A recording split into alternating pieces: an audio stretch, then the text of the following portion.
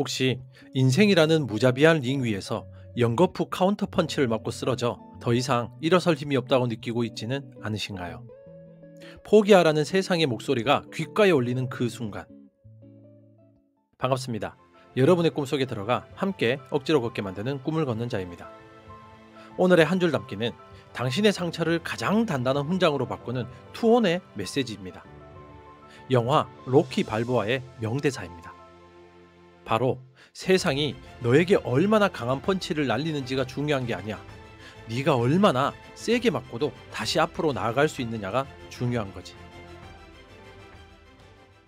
첫 번째, 상처를 통해 성장하는 힘. 우리는 살면서 수많은 인생 펀치를 맞습니다. 그렇죠. 예상치 못한 실패, 믿었던 사람의 배신, 냉혹한 현실의 벽, 어떤 펀치는 너무나 강력해서 우리는 그대로 링 위에 쓰러져 버리곤 합니다. 그리고 생각하죠. 나는 너무 약해. 나는 승자가 될 수 없어. 우리는 종종 인생의 승패가 얼마나 강한 펀치를 가지고 있는지, 즉 얼마나 대단한 재능이나 배경을 가졌는지에 따라 결정된다고 믿습니다. 하지만 로키의 말은 그 통념을 완전히 뒤집어 버리죠. 중요한 것은 공격력이 아니라 맷집과 회복력이라는 것을요. 심리학에서는 외상후 성장이라는 개념이 있죠. 이는 시련이나 역경과 같은 정신적 외상을 겪은 후에 일부 사람들이 이전보다는 훨씬 더 긍정적인 방향으로 성장하는 현상을 의미합니다. 그들은 끔찍한 고통을 겪었지만 이 과정을 통해 오히려 삶의 의미를 더 깊이 깨닫고 내면의 힘이 강해지며 인간관계가 돈독해지는 등 놀라운 변화를 경험합니다. 이것은 시련이 클수록 더 강해진다는 말이 단순한 위로가 아님을 보여주죠. 인생의 강력한 펀치는 우리를 무너뜨리기 위해서만 존재하는 것이 아니라 우리를 이전과는 비교할 수 없을 만큼 더 단단하고 지혜로운 존재로 만들기 위한 성장의 기회이기도 한 것입니다. 물론 펀치를 맞는 순간은 끔찍하게 고통스럽습니다. 세상이 끝난 것 같은 절망감을 느끼죠. 하지만 중요한 것은 쓰러졌다는 사실이 아니라 쓰러진 그 자리에서 무엇을 선택하느냐입니다. 그대로 누워 심판의 카운트가 끝나기를 기다릴 것인가? 아니면 피를 흘리면서도 다시 두 주먹을 쥐고 일어설 것인가? 로키의 메시지는 우리가 몇 번을 쓰러지든 마지막 라운드 공이 울릴 때까지 링 위에 서 있기만 한다면 우리는 결코 패배한 것이 아니라는 사실을 일깨워줍니다. 이것을 명검을 만드는 대장장이에 비유할 수 있겠죠. 최고의 명검은 어떻게 만들어질까요?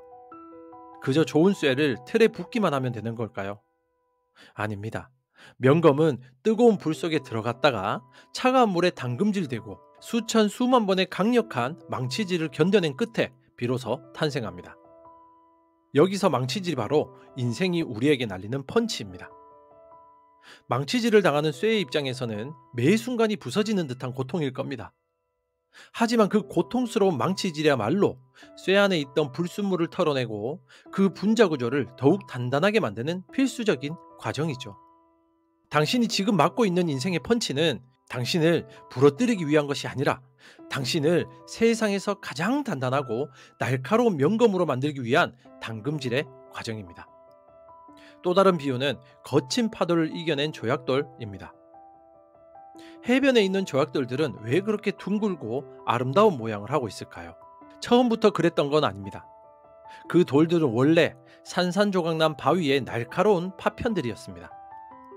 그 날카롭고 모난 파편들이 수십, 수백 년 동안 서로 부딪히고 거친 파도에 씻겨나가는 고통스러운 과정을 겪은 끝에야 비로소 지금처럼 빛나는 조약돌이 된 것입니다. 파도에 맞서 싸우지 않고 강가에 가만히 있던 돌멩이는 여전히 모나고 거친 모습 그대로 남아있을 뿐입니다. 당신이 지금 겪는 시련과 고통이라는 파도는 당신의 삶에 있는 불필요한 모서리를 깎아내고 당신을 더욱 깊이 있고 아름다운 존재로 만들어주는 자연의 섭리입니다. 두 번째, 회복하는 뇌의 비밀. 우리가 역경을 딛고 일어서는 능력, 즉 회복 탄력성은 단순히 정신력의 문제가 아닙니다. 이것은 우리의 뇌가 스트레스와 좌절에 반응하고 그것을 극복하는 과정에서 실제로 변화하는 뇌과학적 현상입니다. 우리가 스트레스를 받거나 실패를 경험하면 뇌의 편도체가 활성화되어 불안과 공포를 느끼게 하고 스트레스 호르몬인 코르티솔을 분비하게 됩니다. 만약 우리가 이 상태에 계속 머무른다면 뇌는 만성적인 스트레스에 시달리며 무기력과 우울감에 빠지게 됩니다. 이것이 바로 펀치를 맞고 쓰러진 채 일어나지 못하는 뇌의 상태입니다.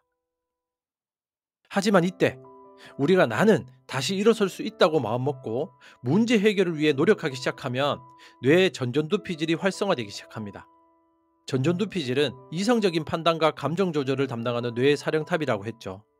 이 영역이 활성화가 되면 편도체의 과도한 흥분을 억제하고 스트레스 호르몬의 분비를 조절하며 뇌를 다시 안정적인 상태로 되돌립니다. 더 나아가 이 역경 극복의 경험은 전전두피질과 편도체 사이의 신경 연결을 더욱 강화시키고 다음번에 비슷한 스트레스 상황이 닥쳤을 때 더 빠르고 효율적으로 대처할 수 있도록 뇌를 훈련시킵니다. 즉, 펀치를 맞고 일어서는 경험을 반복할수록 우리의 뇌는 스트레스에 더 강한 뇌 근육을 갖게 되는 것입니다. 이것을 예방주사를 맞는 원리에 비유할 수 있겠습니다. 예방주사는 우리 몸에 약화된 바이러스를 일부러 주입하여 면역체계가 그 바이러스와 싸우는 경험을 하게 만드는 것이죠. 이 작은 전투를 통해 우리 몸은 해당 바이러스에 대한 항체를 만들어내고 다음번에 진짜 강력한 바이러스가 침투했을 때 그것을 거뜬히 이겨낼 수 있는 힘을 갖게 됩니다. 인생의 실패와 시련은 바로 이 예방주사와 같습니다. 실패라는 약화된 바이러스에 감염되는 것은 고통스럽지만 그 고통을 이겨내는 과정을 통해 우리의 뇌와 정신에는 회복 탄력성이라는 강력한 항체가 만들어집니다. 작은 실패를 두려워하여 아무런 예방주사도 맞지 않은 사람은 인생의 거대한 위기라는 진짜 바이러스 앞에서 속수무책으로 무너질 수밖에 없습니다. 또 다른 비유는 오뚜기의 원리겠죠. 오뚜기는 수없이 넘어져도 즉시 다시 일어섭니다. 그 비밀은 바로 오뚜기의 아래쪽에 묵직하게 자리 잡은 무게중심이 있습니다. 이 무게중심이 있기 때문에 오뚜기는 넘어져도 불안정한 상태를 견디지 못하고 가장 안정적인 상태, 즉 똑바로 선 상태를 되돌아가려는 강력한 복원력을 갖게 됩니다. 우리가 시련을 겪고 그것을 이겨내는 경험은 바로 우리 마음속에 이 무게중심을 만들어가는 과정과 같습니다. 실패의 경험을 통해 얻은 교훈, 역경을 통해 깨달은 삶의 지혜, 그리고 나 자신에 대한 믿음이 쌓여 우리 내면에는 그 어떤 외부의 힘에도 쉽게 흔들리지 않는 단단한 무게중심이 자리 잡게 됩니다.